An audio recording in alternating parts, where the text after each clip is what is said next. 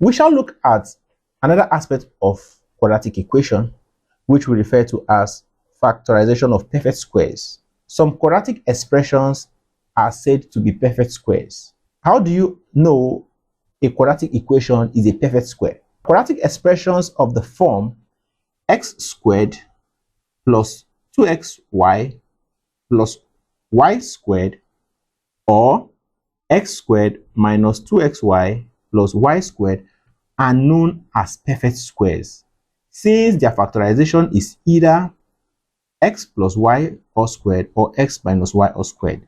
Perfect squares are said to be whole numbers whose square root is also whole numbers. So for an expression which is a quadratic expression, expressions of this form are said to be perfect squares, because when you factorize them, you end up getting x plus y or x minus y. Now, how do you tell if an expression is a perfect square? The first term is said to be a perfect square because the square root of x squared is x, as well as the last term is a perfect square. So if you look at the two expressions I gave you, they meet these two criteria I have just laid, that the first term and the last term must be perfect squares, and the middle term must be twice the square root of the product of the first term and the last term. I'll come again. The middle term must be twice the product of the square root of the first term and the last term. Now, if you look at the middle term, is said to be 2xy because the square root of the first term is x and the square root of the last term is y, and the product is xy, and I said it is twice the product of the square root, so we have it as 2xy. So it is either positive or negative, as in this case. So if the middle term is positive, you end up having the factor to be x plus y all squared. And if it is minus, then this is what you will get when you factorize it. So we shall learn how to factorize perfect squares, or we shall be solving some examples to show you that this is actually what you will get. So when you have an expression, you may just move ahead to transform it from this to this. So it is always equal to the first term, square root of the first term, plus the square root of the second term all squared, when you have it in this form. But when you have the middle term to be a minus, it is x minus y all squared. So you are to express it in this form first, and then automatically you then factor it out to be this. So let's take some examples. Example 1 says we should factorize x squared minus 8x plus 16. So how do we do that? Now, for us to factorize it without using the normal factorization method, you have to express x squared minus 8x plus 16 to be in this form: x squared minus 2xy plus y squared.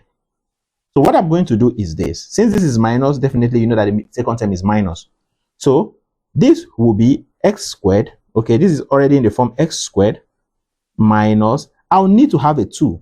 So when I factorize out 2 from here, I'm going to have 4x plus, expressing 16 as a square, you have 4 squared, because 4 squared will give you 16, and you now observe that it is in the form of x squared minus 2xy plus y squared. So when you do that, we know that when you factorize this, it becomes x minus, that's the first term, square root of the first term, minus square root of the second term, all squared. So therefore, this will also be equal to the first term minus the last term, all squared. So therefore, this is how you can factorize a perfect square. X squared minus 8x plus 16, we said it gave us x squared minus 2 into bracket 4x plus 4, writing it in this form. And when you factorize it out, it is the square root of the first term minus the square root of the last term all squared. And if you expand this, you still arrive at this. So let's do that and see. X minus 4 all squared can also be said to be x minus 4 into bracket x minus 4. So let's expand it to see if to give us this. This becomes x into bracket x minus 4 minus 4 into bracket x minus 4. All we did is to split one of the brackets into 2, use it in turn to multiply the second bracket. So when you do this, it's going to give you x squared minus 4x.